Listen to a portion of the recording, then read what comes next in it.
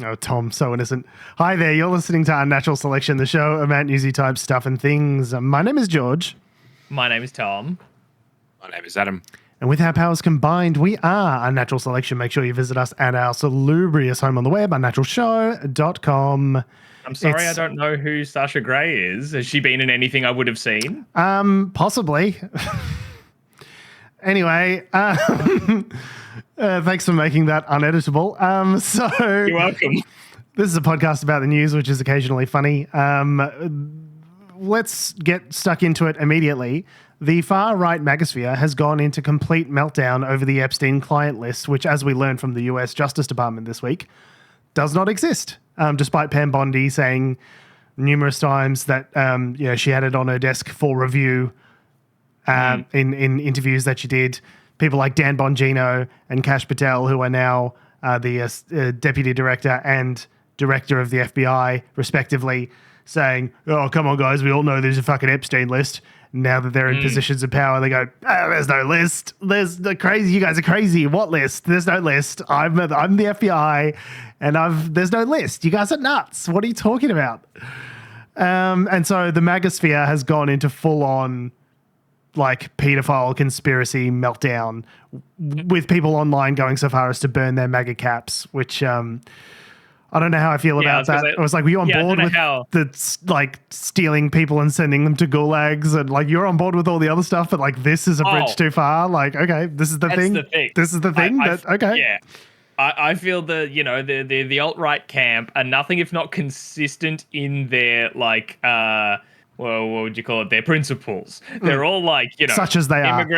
Immigrants hate them. Other races hate them. Pedophiles really hate them. I thought I hated pedophiles. These guys really hate pedophiles. Yeah, right. Like they'll always stick to that conviction, and we've seen how much they rally around the whole lock her up stuff against Hillary Clinton was their misguided belief of Pizzagate cabal pedophile ring. Comet they were just a little conspiracy. off base. Yeah, so there was a conspiracy theory at the time. Had Trump in it. Yeah. Epstein. Yeah.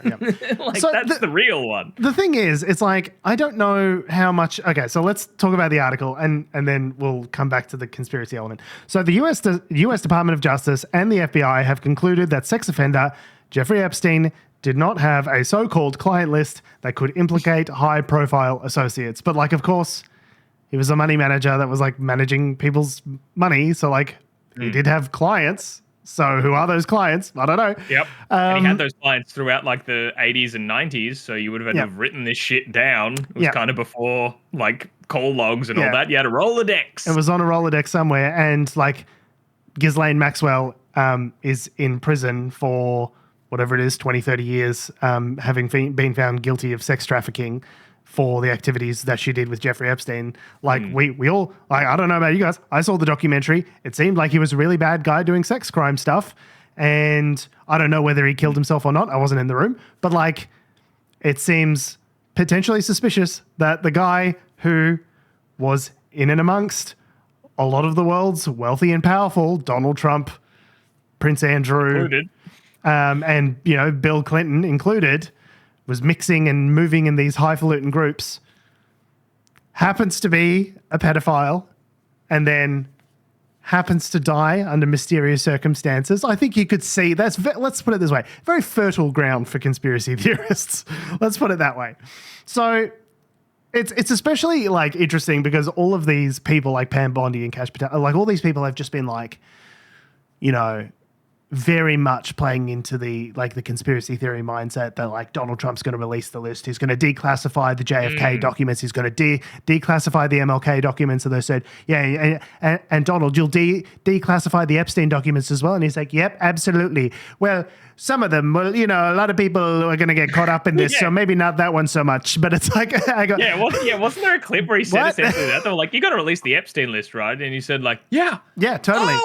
Well, actually, people get funny about this sort of. Hang on a minute. Yeah, it's like, he did his classic thing of like reading the room and knowing what the answer to say at the moment that will get him the most thumbs up is. But then his brain caught up to his mouth and went, "Wait a minute, I need to kind of leave some wiggle room to maybe to not do that in the future." And so there's this thing of like, okay, well, the allegation, I guess, is that Donald Trump is somehow trying to protect himself from this association with Jeffrey Epstein, but it's like.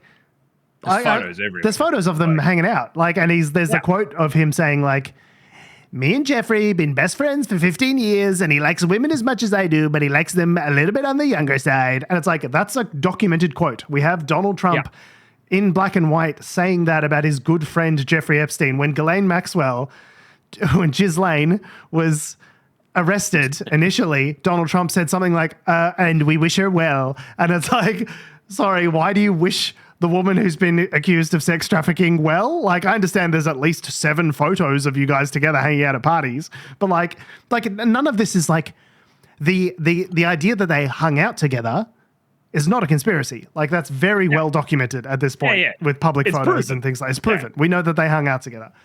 So if you were wanting to disabuse people of the notion that there was something nefarious going on, this would not be the way to do it if you were Donald Trump. So what the US government said is that they've previously released some information, which was in a binder. There was a binder that they gave to various members of departments and secretaries and that kind of thing. And that binder apparently just contained publicly available information anyway. Yeah. And after some further investigation, and they ordered the FBI to release all, Pam Bondi ordered the FBI to release all the files and everything else. After going through it, they've decided that because there's so many victims in all of the information, and there's lots of, we don't want to release publicly. We don't want to release all this information that could impact victims and identify survivors. people that shouldn't be identified. Yeah, correct. But there are laws. But Adam, you can just redact that information and not the perpetrator's information. Yeah. There's a really easy way to redact stuff is you just put the black line over the stuff you don't want people to see.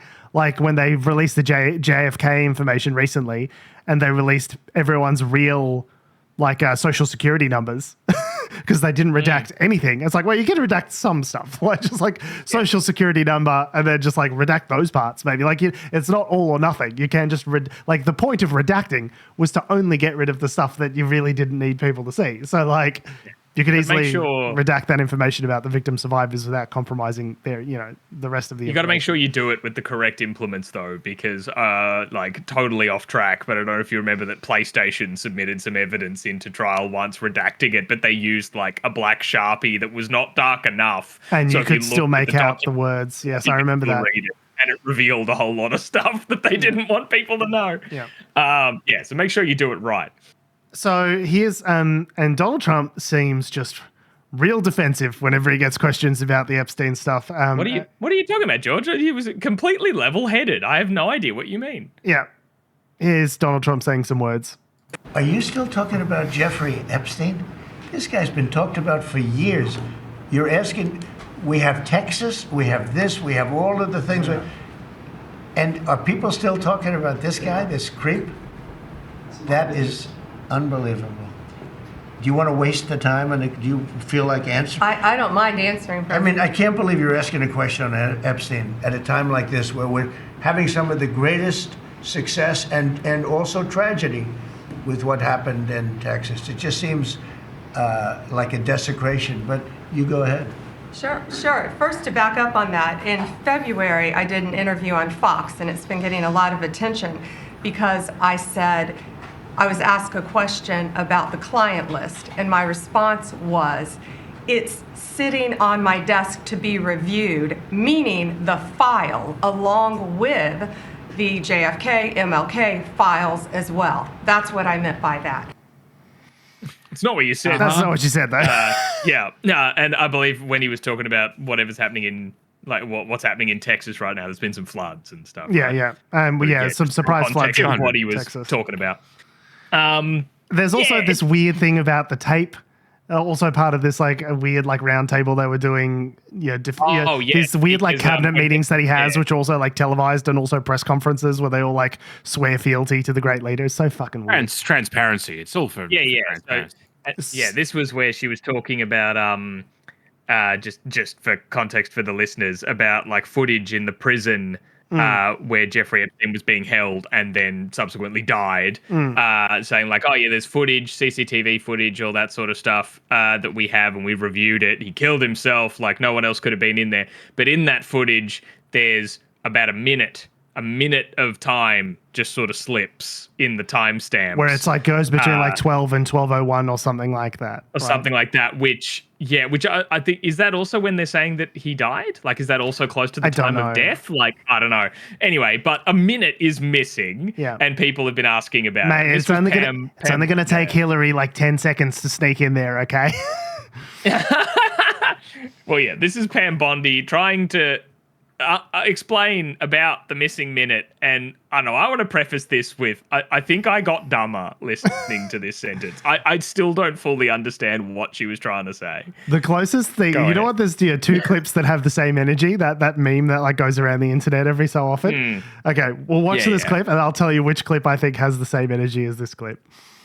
Every year, every night, they redo that video. It's old, from like 1999. And the minute missing from the video, we released the video showing definitively the video was not conclusive, but the evidence prior to it was showing he committed suicide. And what was on that, there was a minute that was off the counter.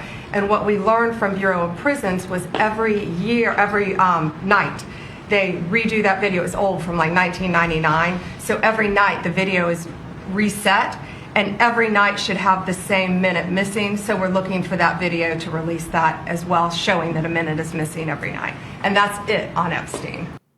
That was not it on Epstein. And the comments to all these videos are like, do you think we're stupid? Yeah. Basically, everyone's like, do you think we're fucking morons? Like, and so the clip that I feel like has the same energy is, do you remember like Miss Teen South Carolina? I think it was like 2005, where she's like, and the evidence, some countries don't have maps, such as the Iraq and such as overseas, they don't have maps. So I would use the American education to, such as, that's the same clip. It's the same energy. It's the same person, as far as I'm concerned, just 15 years apart. Yeah. But just incredible. She's a communicator, guys. What she's doing is she's communicating through vibes. So words don't actually matter. You've just got to communicate through vibes. And it's just from 1999. Mm-hmm. So as you can understand, 99 is 1999. Old. That's old. Yeah. So old. That's from from before the Y2K. So it's pretty old. There's no conspiracy. Just what I'm saying is, for the past 26 years, a minute of footage is missing every day. Every night at the same time. Yeah, exactly. Every night at the same time, a minute is missing. Should we look into that? I don't know. They call it shank o'clock. No one knows why. It's what I'm assuming that means weird. is just that the footage actually isn't missing. It's just that the time code skips to the next minute. They've got one video. No, they've got one VHS, and just every 24 hours it clicks over. Yeah, and they got to take the tape out and put it back in, and like it's from Animal Lost or something. Jesus. Like working in developing software, that means that there's a minute of time you are missing, and that's bad if you're trying to monitor something around the clock. Also, you gotta fix that. There was reporting. You can't record for a minute. There was a reporting from Wired as well, which came out this week, which said, "Hey, so we've reviewed the footage that they've given us from outside his prison cell. That this is the footage that she's talking about here, where we don't know that it was doctored." But we know at least 2 different clips have been stitched together because of the metadata in this clip. So it wasn't exported directly out of their file system and uploaded, like they said. It's gone into Premiere Pro, some sort of Adobe film editing suite. From Adobe software, Yeah, so it's got a metadata from Adobe software on it that says it's been edited together in some way. It might have been just them stitching 2 separate clips together. I don't know why you wouldn't just upload 2 separate clips straight out of the fucking...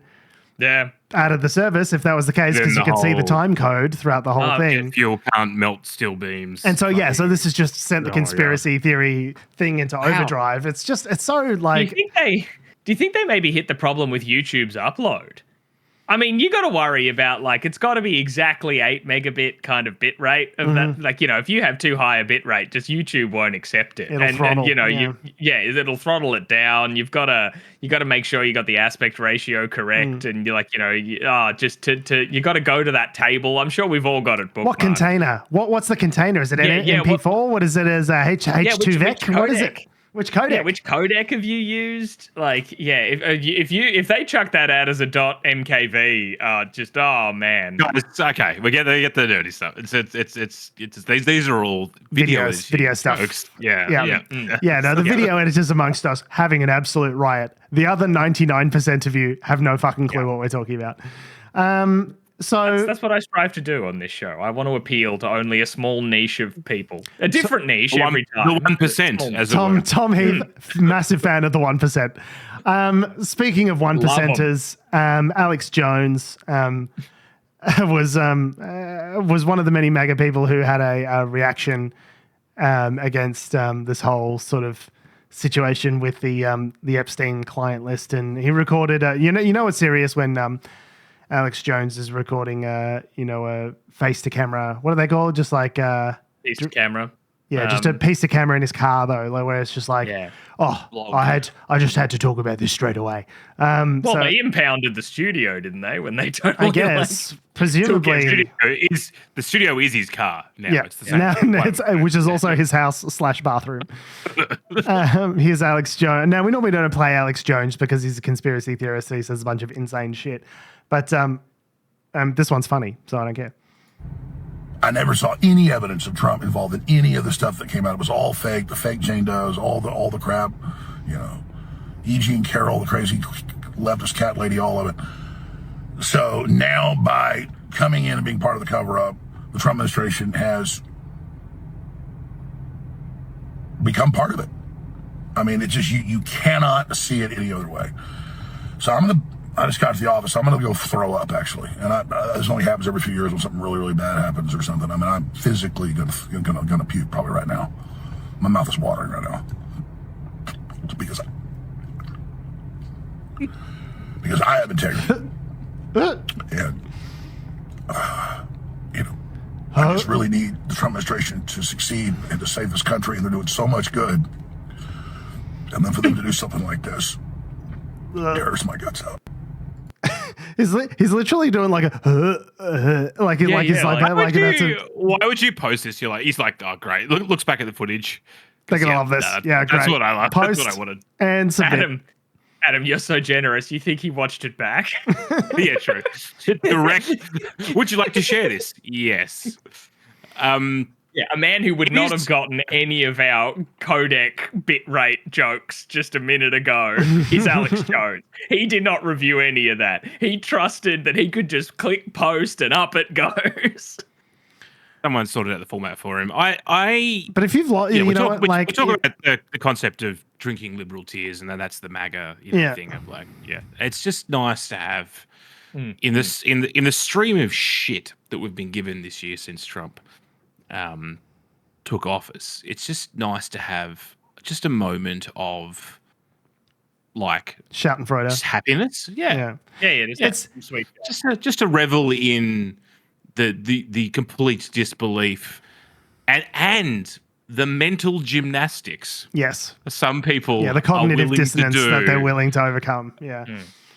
That's what I mean. They're consistent. They are consistent in if you are covering up what they're very convinced of. I mean, I think we're all very convinced of it, given like all the evidence against Jeffrey Epstein. But like, if you are implicated in covering up a pedophile sex trafficking ring, that crosses a line for them, even if you have been championing everything else they love, like rounding up immigrants into alligator guarded death camps. Like, and there's this nothing if not consistent.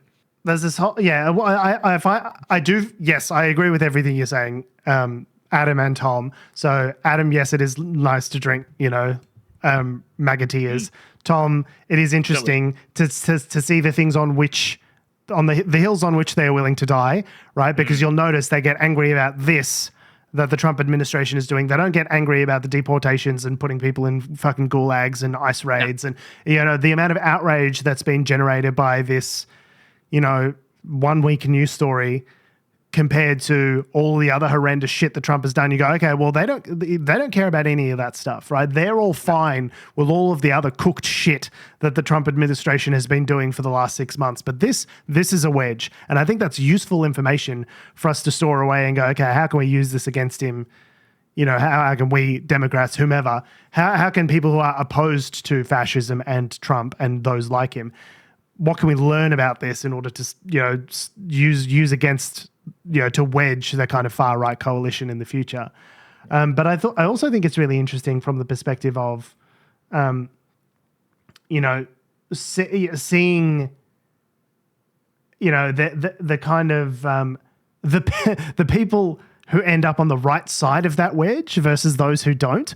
Like, all of a sudden, I find myself agreeing with like clips circulating of Tucker Carlson a lot, and I'm like, when the fuck? What a terrifying prospect to think that the guy who invoked fucking replacement theory on his Fox News show fairly openly, basically saying that Democrats were bringing in all these illegal immigrants for the purposes of making them voters and replacing white Americans, like a very white supremacist kind of the conspiracy quote-unquote theory. white genocide. The whole thing. Throw around, Obviously, that's completely false and incorrect. But then he's going so why are we protecting Jeffrey Epstein and his clients? Like, he's got a guy on his podcast that they're talking about it, and he goes, oh, so I guess Ghislaine Maxwell's a political prisoner then. Like, she did nothing wrong. I guess nothing happened. And I'm like, fuck, Tucker Carlson's making a good point again. It's happened 2 times in 2 weeks. He was he sort of stitched up Ted Cruz with that Iran interview last week. He's making good points about Jeffrey Epstein this week. What is happening? Why am I all of a sudden I'm on the Tucker Carlson side of the MAGA split? Like, what the fuck is happening? It could be that, like, being now in his own independent sort of information circle, no longer attached to Fox News, that maybe his brain has started to like unfuck itself. I don't think it's that. I think it's that he's just free to, speak what he thinks about particular issues without fear of the hammer coming down. And like 95% of the time, he's like fully on board with the Donald Trump agenda of, mass deportations, all that sort of shit. But when it comes to Iran, well, he's kind of an isolationist. And Donald Trump has always claimed to be an isolationist, but then he like goes and bombs Iran. And then Tucker Carlson's like, hang on a minute, I thought we were on... What are you doing? Like, what are we doing? So when you start seeing like Tucker Carlson and Andrew Schultz and other like prominent MAGA people going like, this is not what we voted for, this is not what we want, I think that's really instructive. Like we can learn something from that. Although I find it amazing that it's taken this long, in that I would have thought surely the sheer amount of association that Trump had with Epstein that we known already association knew about documented wasn't what would have been enough. Like when we all as a society, I guess because he died, so the defamation went out the window and a trial couldn't happen, and everyone was like, yeah, he did it. Like, he did 10 million%, he did it. And Ghislaine Maxwell went away and all that sort of stuff. Once that happened, you would have thought anyone as associated with him, like Trump was, they would have written off. You mean the guy that said, just grab him by the pussy, is somehow not... Who's been found adjudicated to be liable of the rape of E. Jean Carroll. Yeah, it's shocking that this guy doesn't have, solid morals. He was accused of raping Ivanka... Was it Ivanka Trump, his first wife? There was a scene from that in The Apprentice. Ivanka's his daughter's name. Sorry, Ivana Trump. Was accused, credibly accused of raping his own wife in that, and which was shown in that The Apprentice movie recently. Like, and buried her on his golf course. And the whole thing about him like walking in on underage women in his beauty pageant and the Miss America pageant and things like that. Like, there's been a lot of documented stuff of this guy being a real fucking creep when it comes to women. He's had, we know he's had multiple affairs, multiple, infidelities and cheating on his different wives. And like, the guy was clearly, was presumably continues to be a grody fucking, horny piece of shit. So like, why does any of this surprise any of his supporters? They're like, I believed him when he said 2 Corinthians was his favorite Corinthians. I believe that he was a just and holy man. because a bullet grazed his ear, and so therefore he was chosen by God. But it's like, but what of any of the things that he's done in his 79 years on Earth up until this point led you to believe that? Like, that you just got it wrong. I don't know what to tell you. A couple of pastors with some strong language can convince anyone, George. Regarding the client list, though, I mean, you'd think that if it was known illegal activity, okay, maybe Epstein. This is me just theorizing it. What do you mean? Epstein What was known legal activity? What do you mean? Well, like illegal activity. Like, obviously, I'm sure Epstein and Maxwell were smart enough to know that what they were doing was sus. Illegal, yeah. And if you watch the documentary and you hear the victim survivors tell their stories, they were paid off. There was NDAs. There was there was a whole mechanism in place to prevent them from telling their stories, right? So, like, you would think that maybe they didn't just put it in it. Like, I think what everyone's after is they want an Excel spreadsheet. Everyone wants an Excel spreadsheet with column A, name, column B, dates, and then column C, just like additional notes or something, right? I'm sure they don't have that. Although what they could do quite easily, I'd imagine, would be to go through various files and collate and various assemble a references. list. Like, if you ran it through ChatGPT, I'm sure ChatGPT could give you an Excel sheet with the names that are referenced. Here are all of these people that were known close associates of. But the problem with a list like that is it's like, there might not be an actual list that who knows? Epstein had in his journal, right? But you could make one. Yeah. You could create one. But like, if you I remember there was a reporting at the time which talked about, how this house that he had, Epstein's house, was like wired up with video and like audio recording, and there were like hundreds of tapes and all this sort of stuff. It was like a dedicated room in his house. It's like, okay, well, if he's having these weird sex parties with underage people, which we know he did because like Prince Andrew denied being there, even though he was photographed being there. And he said he couldn't sweat in that whole weird fucking interview that he did with the BBC. Yeah. So you have to assume there's some sort of documented evidence of weird fucking sex shenanigans, some P. Diddy fucking bullshit that was happening at that house, right? So like, given that the police have gone through, collected all that evidence, given that there was a prosecution against Ghislaine Maxwell for all of this sex trafficking and these sex crimes, like there has to be some there in terms of like who else was implicated. Yeah. I understand you can't just say he was friends with these people, therefore these people are fucking pedophiles. Like, I understand why you can't do that, because just because you were friends with the guy doesn't mean you necessarily, had access to, the most fucked up things he ever did. But like, to say that there's no list when clearly there was some sort of evidence to create a list. I mean, you would have all the evidence to create a list if you were so inclined. Yes, you'd have to create the list. They even had flight logs of his fucking plane. Yeah, who was on the Lolita Express? Yeah, who was on the plane? Lolita Express. Yeah, like fucking Christ. Yeah, like it's and you've got people out there like Tucker Carlson. This is probably where I diverge from Tucker Carlson, saying we've got no choice but to conclude that the whole thing with Epstein was was basically a foreign Mossad operation to basically a blackmail operation on behalf of Mossad. I was like, well, I don't know if we've got evidence Mossad specifically to suggest that. I don't know if there's evidence out there that says that, but like, that's weirdly specific. There is a weird like black hole in his history, Epstein's history, and this, like, it talks about this in the documentary that I watched about him, where it's like, we know he got started, and then at some point he's a millionaire, and then he's in with all of these sort of, famous high net worth individuals. But there's kind of a bit of a gap in there. It's like, how did he get the money together initially to start, building up this investment empire? The financier that he was. Yeah, that is kind of a black hole. They don't really know. So is it possible that a foreign government stepped in? Yeah, it's possible. But like, I feel like we're kind of like filling in a lot of fucking. you're doing a lot of creative painting there to write the backstory as to what it exactly is. But like, does all of that deserve to be unearthed? Yeah, I think it probably does, given the fact that he's got so many connections to so many rich and powerful people. I think just saying nothing to see here, boys, doesn't really cut it for most people. I think pretty much everyone looks at that scenario and goes, there's something really sus happening there. Like, yeah, probably something to see, eh? I can't wait to read the tell-all book about this in 20 years once all the relevant people have passed away.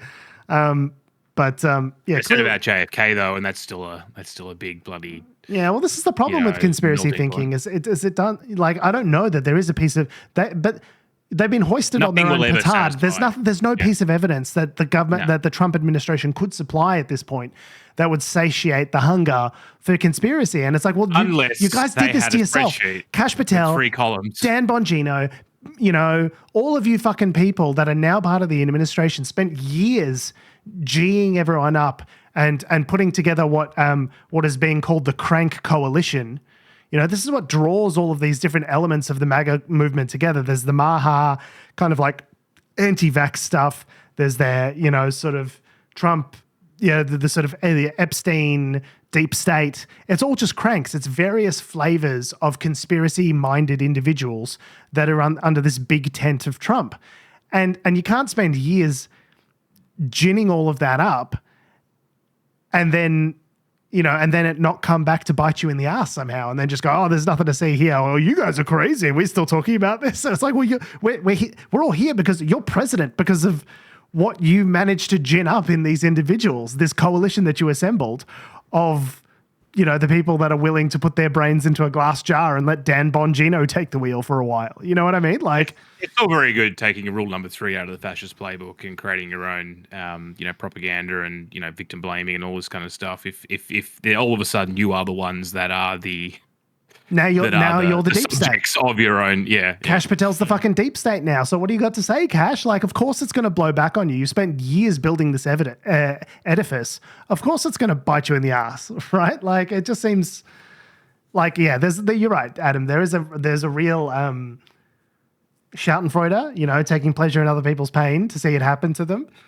But kind of like concerning from a strategic perspective that they didn't see it coming. Like, what did they think was going to happen? Yeah. And Pam Bondi's like, and that's the end of the Epstein thing. I was like, in no universe, Pam, is that the end of the Epstein thing? You're like, well, I sorted it. I gave a great book report and they all bought it. So it's all good. Yeah. If there's one way to stop journalists continuing to ask about a very highly public conspiratorial thing going on in your administration, it's telling them that it's over. Okay, guys, you can stop digging now. Nothing to see here. Every time. On what you said before, like there's no piece of evidence that they could that you could produce that would convince them otherwise. What if an alien out of Area 51 delivered it? See, I reckon then, because it's about trust. It's about trust, right? If the Trump administration just presents a piece of evidence, we're like, oh, well, that's horseshit. But if they also play their hand that, yes, the aliens are real, okay, then maybe we'd buy it. Is it the Roswell alien? Which alien is it? Oh, I think it's got to be the Roswell alien. Or the OG. Yeah, or like Nessie, maybe the Loch Ness Monster. Nice. What's kind of crazy? Nessie would be a huge get. A huge get. Huge get. Is that there's basically video evidence that aliens do exist now at this point. Well, you're talking about the videos that they talked about in the New York Times. The Tic Tacs, yeah. Well, but like, hang on. Unidentified aerial phenomena. We don't know what they are. We don't know that they're aliens. We know that there's some kind of craft that's been documented by military planes where there's craft flying in unusual ways. We don't know that therefore it's aliens. People are more like that. Like they're like, okay, they see that. How fucking crazy that is. They see the footage and they go, cool, whatever. Let's talk about Epstein. Like, they just put that to one side. Yeah. They're like, that is like, let's just ignore that and we'll forget about it. Yeah. No, Adam, I need some goo. I need goo, tentacles, a weird creature. Yeah. Also talking about the Epstein case. I need some HR. I need some HR Geiger shit. Beams. Yeah. Like, I don't know. People have picked their conspiracies. It is so funny. Yeah, you're right. People will go to bat. And they're happy to play in the space where there's uncertainty rather than deal with the things that we know are certain. And this is a phenomenon we've talked about on the show before, where it's like with the whole like Maha, Robert F. Kennedy Jr. kind of like health conspiracy stuff. It's like we don't need the anti-vax conjecture stuff to know that like highly processed foods and high sugar and all that sort of stuff is bad for people's health, does cause diabetes. Like, we know all those facts, but they're not like, it's not fun to talk about how, Lay's and Nestle are like trying to make foods addictive so you buy them because everyone's like, yeah, obviously. You know, so yeah, but like, let's talk about the fucking tentacle aliens that are finger fucking in Area 51. That's so much more exciting. Like, it's just so much more exciting to talk about stuff that is obviously not real than it is to talk about. Yeah, I remember reading this tweet. They're not wrong. Reading this tweet, which was something like, I don't know why everyone's complaining about the secret cabal of billionaires that control the world rather than the actual billionaires that we know control the world. You know, it's like, we know who they are. It's not a secret cabal of billionaires. There are a bunch of billionaires that we know own really important, powerful companies that kind of do control the world. It's like, they're not hidden figures. We know their names, you know, like it's not a fucking Bilderberg group. That and Taylor Swift is the other one to add into that list there. She also runs the world. Who run the world? Who run the world? Yeah. Girls. Girls run the world. And also the Bilderberg group. Speaking of running the world, Vladimir Putin runs the world. And this is evidenced by... See, this is a real conspiracy theory. You know what I mean? This is one where it's like, you don't have to imagine too much for this one. This one's like... Yeah. It's not too far Small away. jump. It's a small jump. It's a very small jump. Yeah, that's what I'm saying. Yeah, it's the big Comet Pizza. You know, a jump out of a sort of 6-story window. Yeah, kind of jump. Just like a little slips on a banana peel out of an apartment window. God, these clumsy Russian oligarchs just slipping on banana peels everywhere. I would just go ground floor everywhere I go. Ground floor if I was a Russian oligarch. That's the thing. Doesn't even need to fall out a window. Doesn't even need to slip on a banana peel. But you know, Russia's recently sacked transport minister just had to sit down in his car onto a bunch of bullets. That's how it happens. He just sat on some bullets. That's how it happens. I'll get you. Roman Starovoit has been found dead just hours after his dismissal was announced by a Russian presidential decree. He had been serving as Russia's transport minister for just over a year. State investigators say that they're treating his death as a suicide. They found him. He died in a car. In his car with his gun. In his car with his own gun. Allegedly. Yeah. Now this is where it gets interesting. Like, okay, transport minister, maybe got sacked. Maybe he was upset. He was also, prior to being the transport minister, the governor of the Kursk region, which is the same region that the Ukrainians attacked late last year and took significant ground, which the Russians have now clawed back. But is also the same region in which his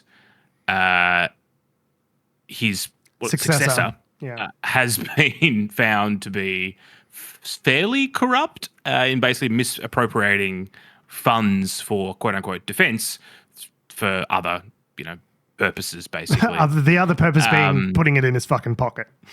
Yeah, embezzling money earmarked for defense purposes, and that was in April of this year.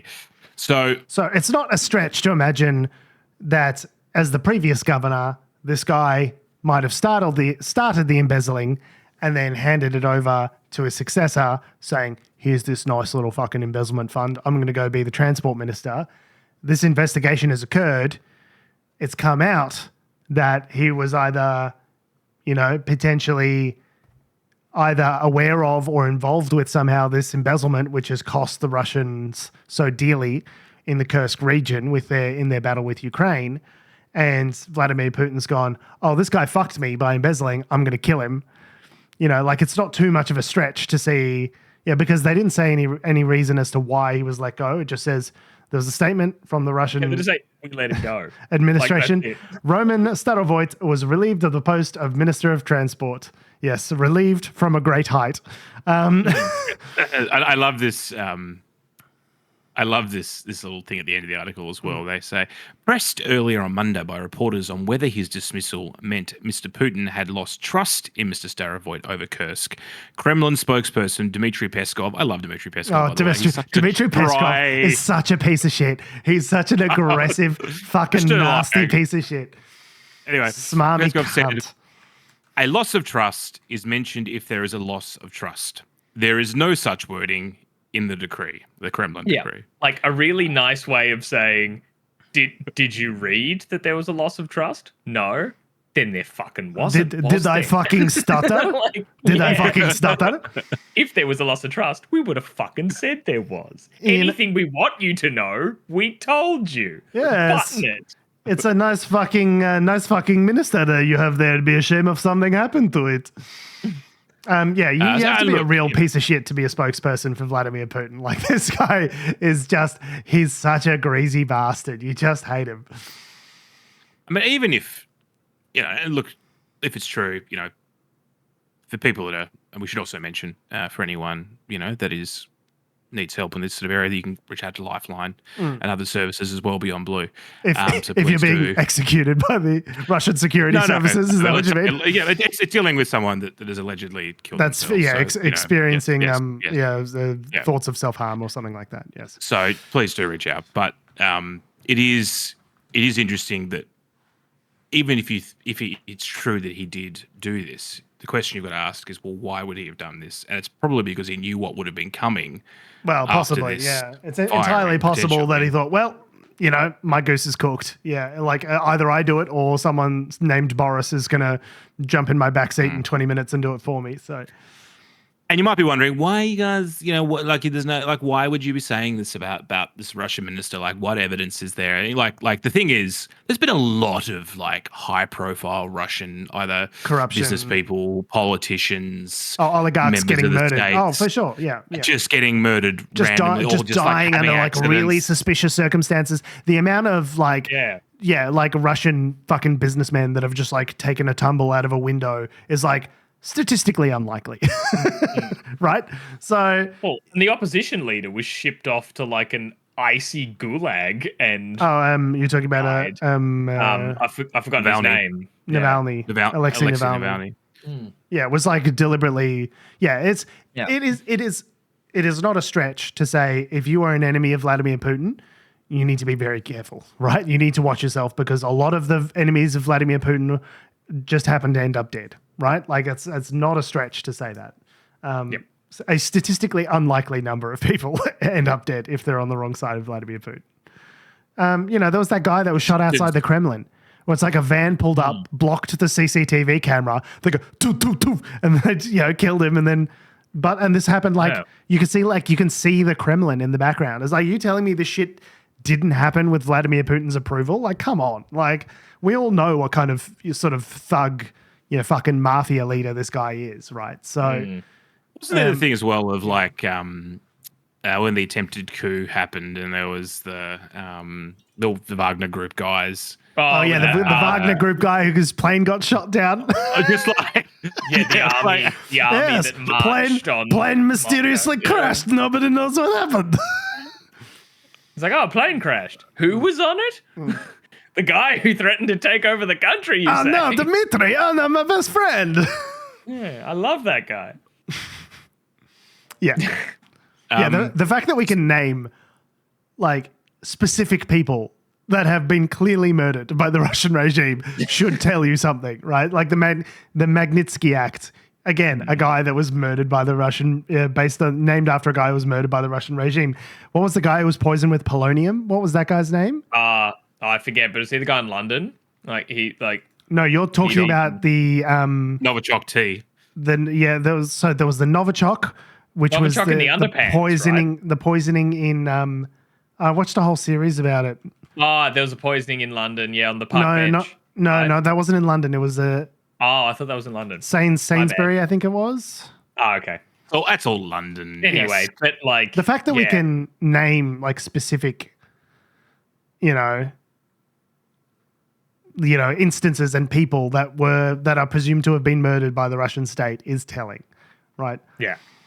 I swear there was something about Novichok underpants, but I don't want to Google Novichok underpants because I'm scared. That was Navalny who got Novichok in the underpants, or was in his tea or in his underpants, I think. But they got it in time and he recovered, and then he went back to Russia where he was arrested and then killed in jail.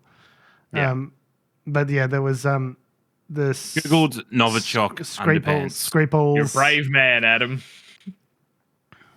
It was Navalny, apparently. Yeah. Okay.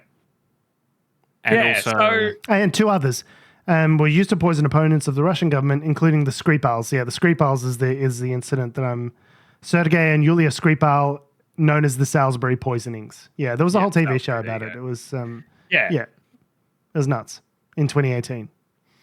Just a conspiracy, bro.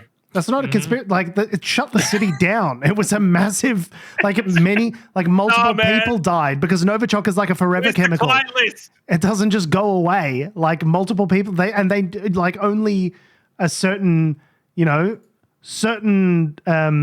biochemical labs could produce something like Novichok, one of which, is in Russia. So it's like, they want you to know that they did it. They're not trying to keep it a secret. Yeah. Otherwise, they just put a bullet in the guy's fucking head, right? Like, it's the MO. The MO is like, I want you to know that I fucking did this. Yeah. It's not a method of intimidation if you don't know who did it. Exactly. Yeah. And there was the polonium poisoning. Yeah. Conspiracy for you guys now. Alexander Litvinenko was the guy who was poisoned with polonium. Again, polonium. Who the fuck has polonium? Nuclear states. Who are the nuclear states? We can name all of them, right? Like, it's got to be Russia. So, yeah, it's not none of it's a secret, right? Indeed. Anyway, from one conspiracy theory to another. Feel like Linda I should get my tinfoil hat out for this one. I feel like it's been a really off-brand Unnatural Selection episode. We've got some more conspiracy theories to come. Great. Linda, well, not conspiracy theories, but just things that are sus. Linda Yaccarino, who is the CEO of X, has resigned. Funnily enough, just around the same sort of time that Elon Musk's artificial intelligence firm called Grok has deleted and redone its algorithm after its Twitter. I don't get this, but the AI's Twitter account started posting posts praising Adolf Hitler and making anti-Semitic comments. Yeah, it turned fashy. Yeah, got real fashy real quick. Just got a little fashy in the morning. Quote, we are aware of recent posts made by Grok and are actively working to remove the inappropriate posts Grok posted on X on Wednesday local time. Since being made aware of the content, XAI has taken action to ban hate speech before Grok posts on X. Yeah, it's weird that just letting an AI loose to post on Twitter autonomously by itself, it's weird that could have ended up in an unsavory consequence. Who could have seen that coming? It's a very Elon Musk sort of thing to do, right? Like he him, even though he's such a baby about this, but like all this stuff of like comedy is now legal on Twitter and all that sort of stuff of like, he would let something like this just tweet publicly just to be like, see, we can do it. Like we're all about no boundaries, man. Like, yeah, look how great our AI is. But I think the fact that, like, Grok, you can tell, like, I'm assuming it's trained on Twitter data. I know it's trained probably on... I'm assuming it's trained also, like, they steal every book ever written, every song ever written, every movie ever made, or whatever to train these large language models. Yeah. But I imagine it's also just reading everything on Twitter and using that to train itself as well, to try and post like a Twitter user as well, all that sort of stuff, right? Only the best, Tom. Only the peak, just like champagne tweets. I imagine it's in the terms of service of Twitter now that like anything you're tweeting on that is training Grok, and train it did, because I believe the quote that Grok referred to Hitler as history's mustache man. Yeah, said Mecha Hitler would be doing a much better job of running the world. Mecha Hitler. As in Hitler in a big mech. Yeah, as in the final boss of Wolfenstein 3D from the early 90s. This was like the final straw. It wasn't the first time they did it, right? Like this, the app was criticizing other world leaders prior. Yes. Oh, and unrelated to this, the day before Linda Yaccarino, the CEO, resigned, Grok was caught making exceptionally sexually inappropriate remarks about, sexual acts that she may or may not like to perform. So I don't know if that had something to do. Like, I might be a bit of a conspiracy theory person here, but I might think that might have something to do. Your own platform saying which lascivious sex acts you may or may not like to perform might be grounds for wanting to resign. I don't know if that's too far of a stretch. And to be clear, Linda Yaccarino is the CEO of X. Grok AI or Grok, whatever it's called. Separate entity, technically. XAI is a separate entity. But it's nested under obviously- X, which she was the CEO of, presumably, right? Yeah, So last month, Mr. Musk, elongated muskrat, promised an update to Grok, suggesting there was, quote, far too much garbage in any foundation model trained on uncorrected data.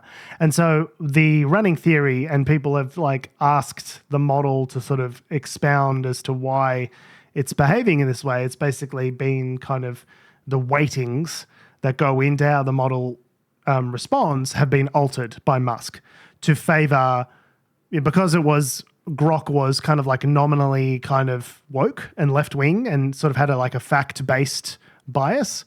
Elon Musk was getting like publicly very annoyed with it because it was like undermining him and saying he was one of the chief proponents of misinformation on the internet. People were asking it who's the biggest proponent of misinformation, and it named him. Mirror, mirror on the wall, who's the biggest liar of them all? And Elon kept coming up. So basically he's promised to quote unquote fix this model with the idea that it can take politically unpopular opinions as long as they're substantiated by evidence. But the problem with how AI models work, and there's a great video that goes into some depth about this called, I think it's called AI Doesn't Exist, but it's going to ruin everything everyway. Everything anyway. But it basically talks about how AI models are trained. And as we've discussed on the show before, AI does not exist, but it will ruin everything anyway, is the name of the YouTube video. I highly recommend you go and watch it because it talks about how these models, the machine learning models, are trained. You get data, you put it through, and like we've talked about, is this a cat, yes or no? And it takes and uses those inputs to weight the responses based on all of the information that it's been fed. Because that's kind of an iterative process that happens over time, once an AI model is trained, it kind of becomes a bit of a black box. You put an input in and you kind of see what you get out on the other side. It's unpredictable, which is why the hallucinations that these AI models do, why that's so dangerous. Because we really don't know, once a model's been trained, what happens on the inside of it that gets it to go from prompt to response. It becomes a bit of a black box after you've trained it up. So because of that, it then makes it hard to post-fact, once the model's been trained, change the weightings in a way that will... You have to create a new model. You have to create a new model based on different training data, essentially. Because it's an aggregation of all the different training data that you've trained it on. If you train it on white supremacist hate speech bullshit off Twitter, then that's kind of what you're going to get. And adjusting the weightings, how formal it is, how... how casual it is, what the kinds of responses are that you wanted to elicit. Is it friendly? Is it like adjusting those weightings after the fact kind of doesn't really work as well as you might think it would because of how the process of machine learning is designed. So you have to just give it new instructions to like filter out specific things, but then you're kind of doing it on you can sort of do keywords. Ad hoc approach, right? Tiananmen Square. There'll always be. Don't talk about Tiananmen Square, right? If you're the Chinese government with DeepSeek, and you can see this where like it'll start writing a response about Tiananmen Square, and then it'll go, boop, sorry, I can't help you at this time, right? That's something that's been added to that DeepSeek's model post fact to go, we don't want to fucking talk about Tiananmen Square, right? Don't talk about that. So those post fact changes that you can make to a model can be, it's like, okay, well, don't talk about Donald Trump. Anytime Donald Trump comes up, we don't talk about it or something like that. If you told me a story get it about to change a guy the content. Yeah, tell me a story about a guy who was orange-faced there are ways to game the model, as we've discussed before, where people say, oh, I want my nan to tell me a story about how to make napalm, right, for example, in detail. So there are ways to game these models, but essentially sort of altering something to be like less woke after the fact, which is what it seems like Elon Musk has done, kind of have unintended consequences, such as complimenting Hitler. And believe it or not, advertisers are not super keen to have their Pepsi commercial next to the pro-Hitler stuff, believe it or not. So... yeah, it's the whole... I'm surprised she lasted 2 years, to be honest. I don't know if I could last 2 weeks with Elon Musk as my boss. Yeah. Done well. Erdogan's from Turkey is really happy about it. He's at that Grok generated some responses insulting Erdogan. And Turkey's founder, Mustafa Kemal Ataturk, as well as some other religious values. And the Turks are really, the Turkish people and the government take those kind of things very well. So I think Turkey's now been they're looking to block access or block content from their side of things. And Poland's doing something similar as well. So I don't know. Elon Musk can't catch a break at the moment. He's just gone from like world hero to just richest man in the world. Poor guy. Can't catch a break implies interesting that none framing. of it's his fault. Yes. Yeah. Instead of I would argue all of it. Instead of all of it being all completely his fault. Yeah. Stop hitting yourself. Yeah. So moving over to Australia now, and I don't know, man. This one seems like a slam dunk, but you never know. You never know if we've got all the evidence. And of course, we are talking about the mushroom killer, Erin Patterson. I thought you were going to say, speaking of it not being someone's fault, the mushroom case. There's reasonable doubt, Tom. There was reasonable doubt that the jury didn't consider. No, she obviously did it. And well, yes, according to a jury, she did. So, yeah, we haven't talked about this on the show, really, because it's been such a long, ongoing case before the courts. Saga. A saga. Yeah, it has been a saga. It's been 2 years, hasn't it? It's been keeping the entire Australian podcast ecosystem afloat for the last year and a half. Okay, like it's really just... Which is crazy because we haven't been speaking about it, which says more about us than I think actually about the podcast industry. Yeah. It is, like I think there's like half a dozen different like mushroom trial related podcasts in Australia going at Constant the moment. Updates. Yeah, which have just ground to a halt as a result of all of this. But so why don't you tell us a little about Erin Patterson and how she obviously very clearly murdered a bunch of people. This week, the Supreme Court jury found Erin Patterson guilty on all counts that she was charged with. Those being 4 counts of murder, but one of the victims didn't die. So attempted murder and murder. The other three.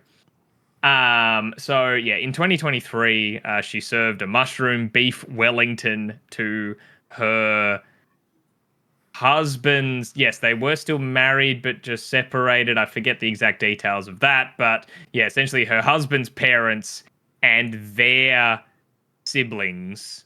So like her husband's uncle and aunt and mother and father over for lunch served them a mushroom beef Wellington. The mushrooms, some of the mushrooms were found to be death cap mushrooms, and 3 of the attendees died. 1 survived.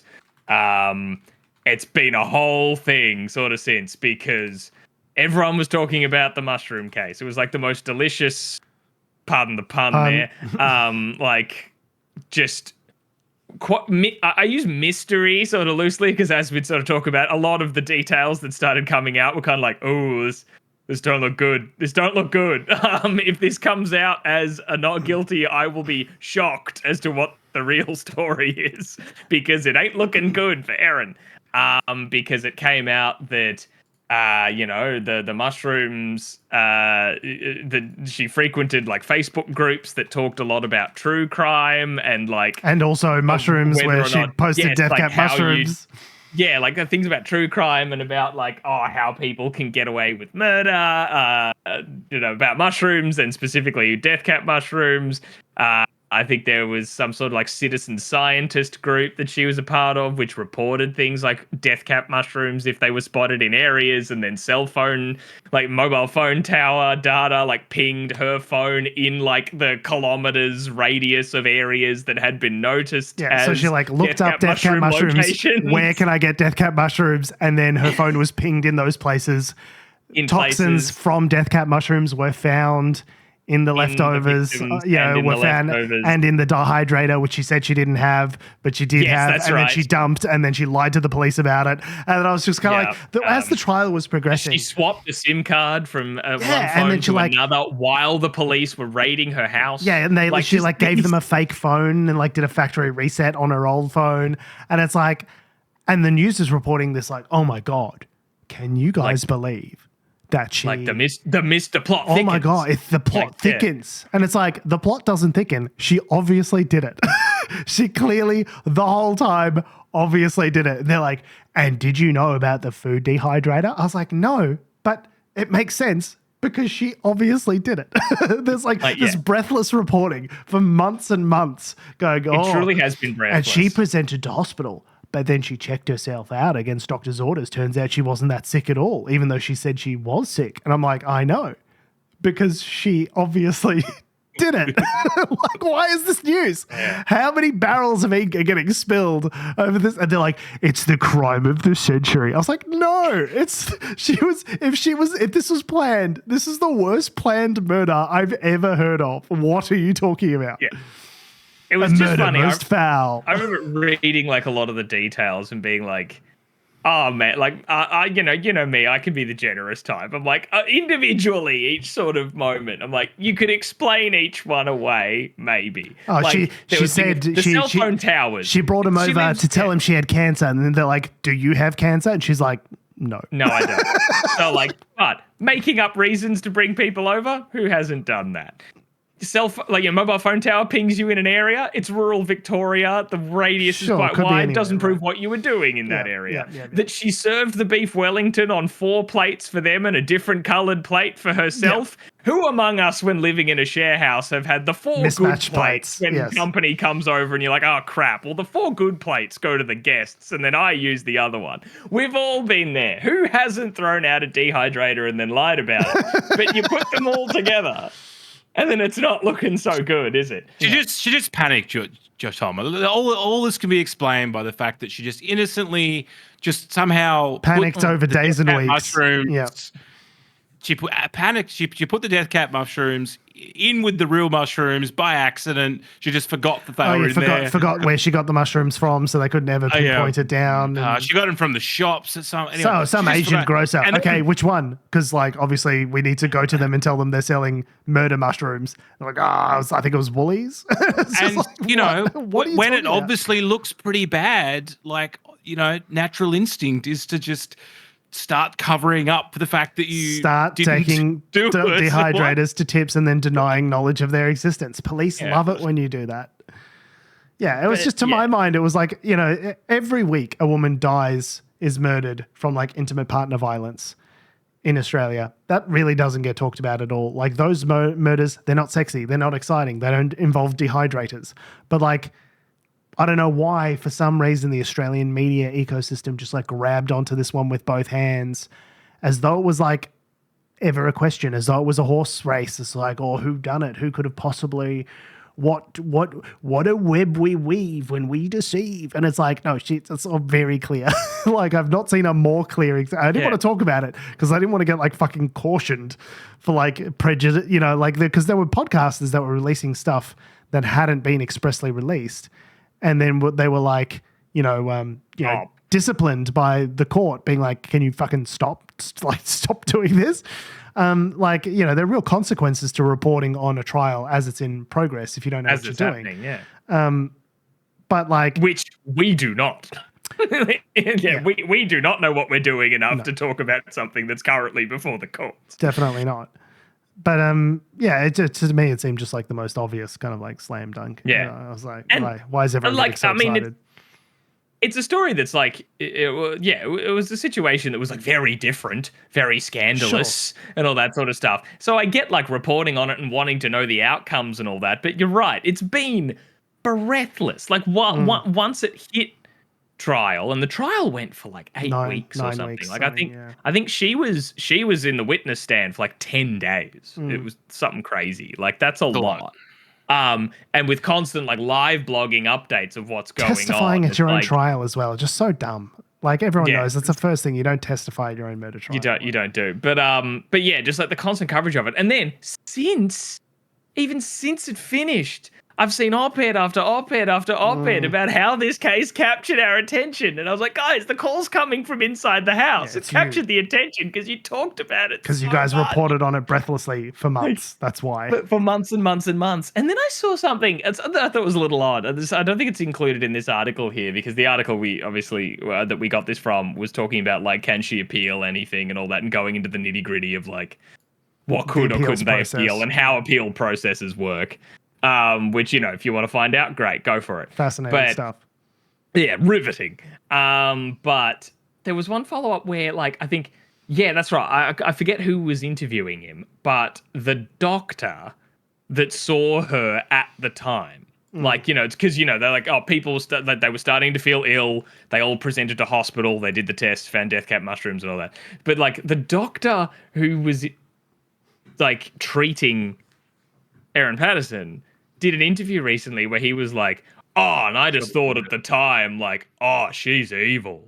He says, like, oh, she's evil. Like, she totally did it. And I'm like, why the fuck are we asking this guy anything? He was just going off vibes at the time. Like, the police could have talked to him, sure, to be like, what did she say? Like, we're just gathering all the evidence, all that sort of stuff. But also, like, should we be hearing about what our, like, emergency room doctors think of us while they're treating us? Like, I'd be mortified to hear like a doctor who treated me just to be like, oh, and Tom came in and I thought like, oh, what a little crybaby wuss piece of shit. There's been like, this guy's such a dickhead. There's been a lot of that. And again, I've done my best not to stay abreast of this story at all. And it just keeps seeping in because of the overwhelming volume of coverage. Yeah. And yeah, there were like all these pieces that came out saying afterwards, like, yeah, she was a nasty bitch, and like so and so said she was like a narcissist and like an awful, was saying all these cunty things during the trial, which we couldn't report on. But now the trial's over, we can give you all the delicious goss. I was like,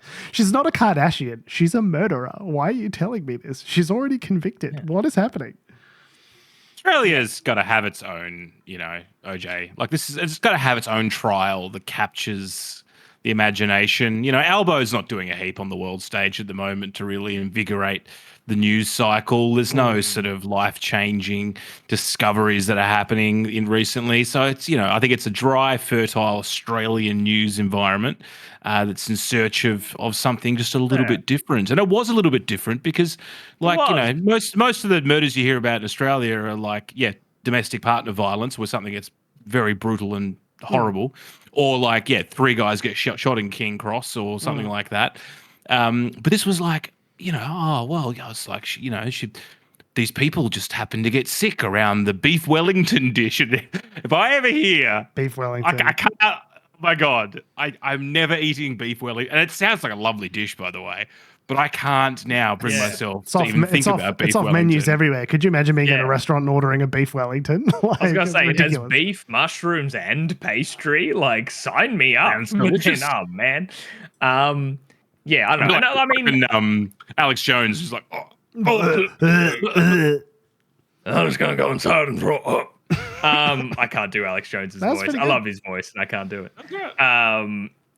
No, but like, I mean, I don't want to get too up on my high horse of like, I enjoy a true crime story. Like, I say this like that's kind of bad because people have died, but like the Larimar story that came out of the NT is just like fascinating and strange, and just what a tale. Like, there's the morbid curiosity there, but even this was breathlessly covered. Like, it's one thing if it's like it was reported on at the time it happened, and then when the charges were laid, and then when the trial was covered, there was an article about it. But that it was like live blogs, 6 every day for podcasts, 9 weeks, 6 daily mushroom fucking trial podcasts going on at the same time. Like, crazy. Like, wild. I wonder, like, I know podcasts weren't a thing at the time, but this must have been what the OJ trial was like in America, I guess. I don't know, I was very young at the time. Lindy Chamberlain, or like one of those like big cases, right?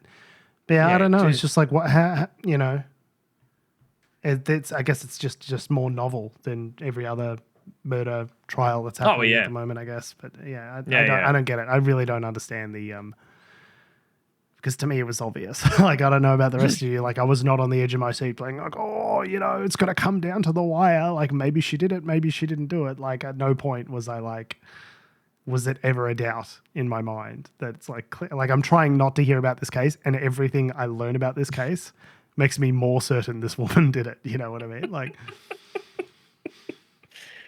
anyway. But that's that kind of breathless coverage, though, has perhaps helped covered up some other little fine details that will, that have come out in the news cycle. One of which is that Australia has quietly introduced age checks for search engines. Tom, you found this one. How the fuck did they sneak this, Masters? Yeah, well, I think George gets the credit, I think, for this one. Thank you. Oh, was it? I think I summarized it a little bit for you when you asked a question. Yes, I just watched look at the answer. And not the source. Tom was my chat GPT. He summarized my output. Yeah, credit where credit's due. Fair enough. So it seems how this went through is that we have a, what's their title again? The E-Safety Commissioner, Julie Grant.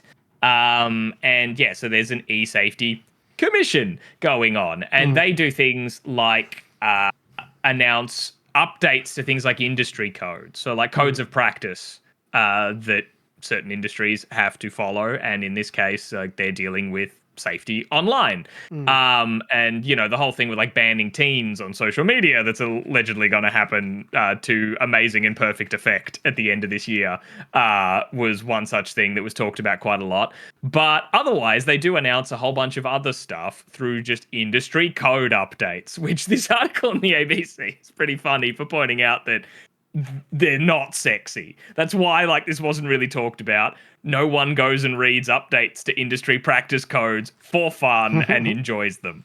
But in this one... Well, the reason that it's come to light, I think, is because Julie Inman Grant, the E-Safety Commissioner, did a speech at the National Press Club about 3 weeks ago. Yeah. And then I think that's how... mentioned it. And this is, it's kind of like came to light as part of that process. Now, I watched that address to the press club. She seems like someone who's like reasonably switched on. She's obviously very alert to, I think she's an American. She's from Silicon Valley. She's got experience with tech companies, and she's like reasonably switched on to all the dangers that social media in particular has for young people. And I think she's like well-intentioned. But like the idea that it's one thing to say age verification for young people on social media as like a discrete policy option, which even that I've got like problems with, especially how this AI face recognition stuff and how they're rolling it out. But to also sneak in this policy change for search seems like no, thank you. Please, no, thank you. So what they found out was that as one of these industry code updates, which were published in June, I think, so like last month, they publish updates to the industry code for e-safety stuff, and from December 27, it mandates that Google and Microsoft have to include in their search engine technology a form of age assurance technology on users so that when they sign in, we know whether or not they are over the age of 18 or under the age of 18. Because if they're under the age of 18, users need to have like things like pornography, eating disorder material, high impact violence sort of stuff filtered. Search will be on. Yeah. Yeah, but like I think a more sophisticated kind of safe search, or like they'll have tweaked that and all that sort of stuff. But the thing is, they've snuck this in that applies to everybody. It means that you or I need to also prove that we are over 18 if we want to see all the boobs, violence, and eating disorder instructions that we want to our heart's content. Well, the boobs and violence, not so much the eating disorder. Yeah, but yes, I take your point, which we very much do. We want to see all the boobs and violence. So, as adults, we've earned that privilege. Yeah. So that's kind of just been snuck in there. That's sort of the big part of it here. It was part of an industry code update last month. It's a code update, and it's just kind of like it's a bureaucratic. Yeah, it's a hey change. Google, if you want to keep operating in Australia, you have to do this. It's not a law, which feels very. We could just not use Google. Like that's the thing. We aren't being forced to hand over our IDs. We can just choose not to use it. Except but all my choosing not to use something like Google is a big deal. Like that is except all my shit. All my shit's in Google. So like it or not, like, we've talked about this at length, but like we are all tied into this digital ecosystem, so this does affect everybody. Using search is not optional Yeah. in the year of our Lord 2025. It simply is not. I mean, the owners of DuckDuckGo must just be like rubbing their hands together to be like, yes, come to us. Good. Yeah, good. So, and like the social media ban for teenagers, like people under 16 and all that sort of stuff, the comments from experts are like, we're not even sure this is going to work. Like, because I believe one of the quotes from, I should have had it in front of me, but it was essentially them saying that kids are smart. Like, you should see what these kids are able to do. Like, they can surprise, like, we can't convert PDFs, but they can turn on VPNs and get around this sort of stuff. Well, this is the thing. Also, so you have to be logged in. So all you need to do to get around this is just not be logged in. Yeah, and be then on you can public get around Google. it. Yeah. And just do it that way. So, I mean, and the point that when you're on Android or whatever, you're logged in kind of all the time, sort of a lot of through that sort of stuff, but you can still get around it. The point that Julian Grant makes, the safety commissioner, in this press club talk, is that it's not meant to be like a foolproof firewall. It's just meant to introduce another point of friction and kind of slow people down from getting the onslaught that is the fire hose of maximum internet to our brains at all times, which I can appreciate. But it's like when the ways of navigating around these constraints are so trivial to the extent to which not being logged in is a way of getting around it, or just switching on a VPN, which she acknowledges that over a quarter of Australians have. Like, it's kind of like, well, this is like anyone who's intent on getting around the filter will be able to immediately, and everyone else, like with DVD pirating, right? that is able to that is entitled to get around the filter, will just be annoyed. So it's like, so why are we doing this again? Like, what is the purpose of this exactly? It's the same thing of like people being like, oh, you wouldn't pirate it, you wouldn't steal a car, you wouldn't pirate a DVD. It's like, well, yeah, but I can just use torrents. If all I needed to do was run up and double tap a copy of someone's Bentley, and then I would get another Bentley, and they don't lose their original Bentley, I absolutely would steal a car if that was involved. if that's all it was involved, is I just go up and like double tap things that I wanted, and I would get a carbon copy of them, I absolutely would. The point I have is that despite years and years of anti-piracy campaigning from the Australian government, as technology moved and as time went on from the 90s into the 2000s, pirating got worse, not better. Yeah. Like, and it was, if you go any school in Australia back in that period, and probably still now, just someone will tell you how to do it, and then you'll find a way to get around it. This whole subreddit's dedicated to it, right? It's been professionalized in a way that it was. I think there was a brief period in like the early 2010s when it kind of dipped, when Netflix and those sorts of providers came onto the market, and the people were like, $10 a month, and now I don't need to fuck with BitTorrent or whatever. It's good quality and it's good quality. It's easy. It's got everything on there. Yeah, I'll just pay $10 for Netflix, and then Netflix is like, hey, how's it going?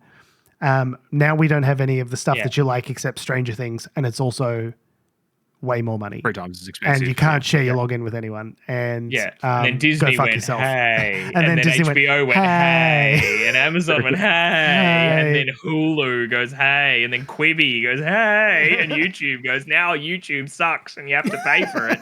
And we're all like, no, fuck all that. Yeah. Back to the piracy. high seas. Yes. The point being is it's the same thing for that kind of stuff as it is for this online stuff, right? People will find a way. I find it's interesting because the whole sovereign citizen movement are going to be up in arms about this, because it's like, has the law passed with the Queen's consent? It's like, no, it's been written with some industry code from a unelected bureaucrat. Yeah, so all those kind of people that are like, are going to be just like freaking out at this kind I'm just a traveler. I'm not having a wank. I'm just a traveler. Yeah, wouldn't the sovereign citizens be being like, oh, but will they accept my handwritten document in my own blood saying that I am a living soul and all that? Does that count as my age? Because I don't want no government ID. This is the thing, right? Is that it's one of those things that people would ordinarily get up in arms, very aggressively about. If they knew about it. But if they knew about it, but they snuck this one through. Australian, like your average Australian consumer, has not been brought along on the ride for this. No. Like I feel like, and it's weird that they did it for December social comes media, round. but they didn't do it for search engines. Like, why is that? Why are they two different? I think seems it was election lead-in and points, right? Like to be like, we're doing something. And saving the kids, like all that. And the thing is, just Julie Inman Grant, the eSafety Commissioner, acknowledges in this National Press Club address that the majority of the stuff that kids report as having the majority of the stuff that they report as having seen that was harmful to them occurred on YouTube. It didn't occur on Facebook or these other platforms because of the nature of what they are. I guess YouTube is just way more accessible and can drop you down that rabbit hole. But like YouTube Kids is still going to be a thing.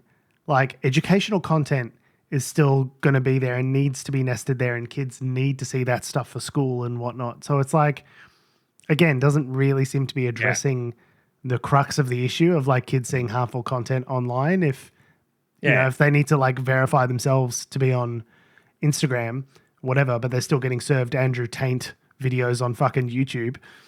Like that doesn't. Taint? That's what I'm calling him now. Yeah, that's great. Then like that doesn't it doesn't solve the problem, right? Of kids viewing harmful, like awful, nasty content. So it's where I don't know. Education is the answer. Yeah, I really hate to be one of those people are just like, oh, you just need to educate the kids and tell them that, it's not nice to hate women. Like it just seems so facile to like phrase it like that. But I really do think, it's honestly just going to be much more of an uphill struggle than just like whacking a fucking, age verification on a service. It honestly feels like the lazy approach.